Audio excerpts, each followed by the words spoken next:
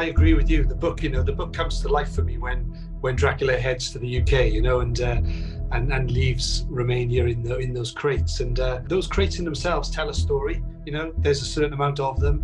They're a certain scale, and you've got to build a ship that can take those crates. And that was always one thing that when I was reading the script, I was thinking, but this ship is going to have to be huge because it's going to have to take these crates. And whether they're this big or that big, the hold is going to have to be of a certain size. And from that moment you realize what you're dealing with.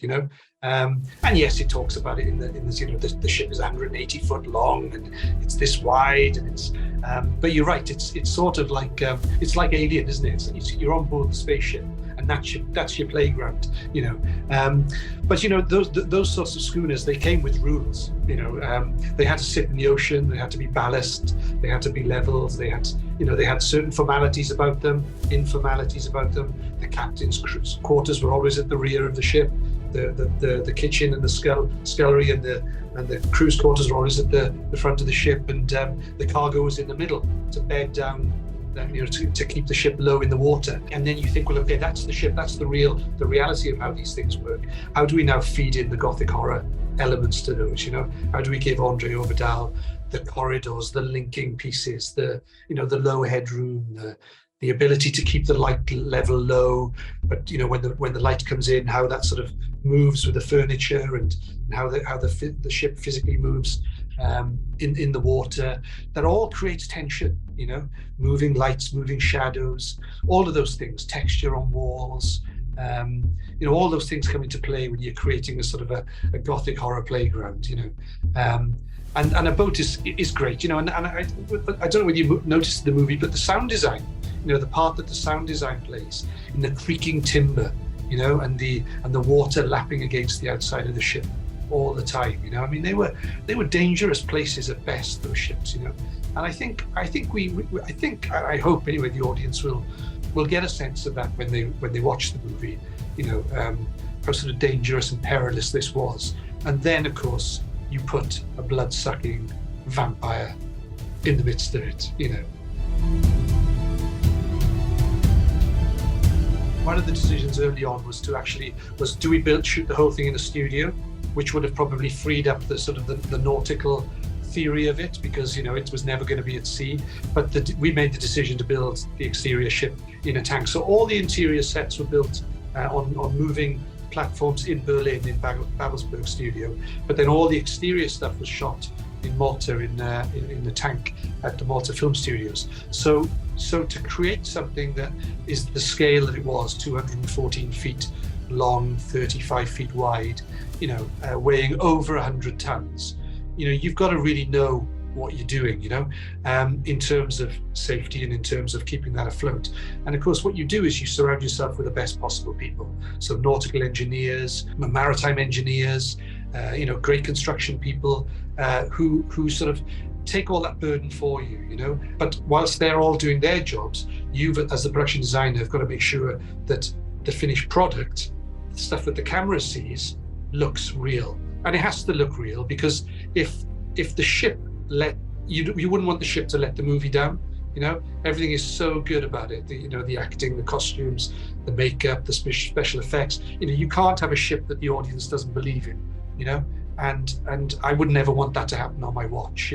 So you go out and you buy the schooner maritime history books, and you work with the best possible ship designers to make sure that traditional methods are on camera are used, and building a ship, whether it's a set or whether it's a real ship, the same, you still start with the ribs, and the formation, and then clad it. And so and that was great about filming in Malta, is that Malta is an island in the middle of the Mediterranean Sea, and these guys know how to build ships.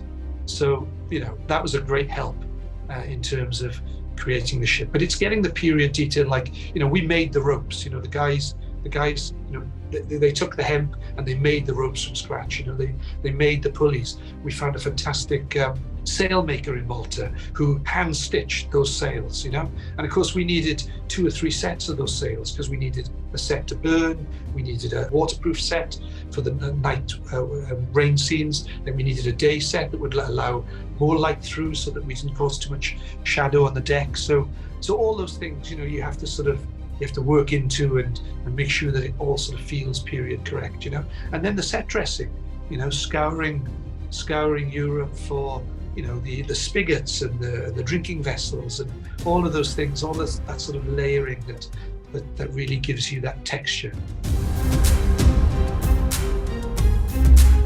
Definitely, and I'm sure in one way they appreciated it. But you know, when I remember because I don't sort of tend to work nights. I tend to work days with the crew, the construction crew, getting everything ready for the night shoots.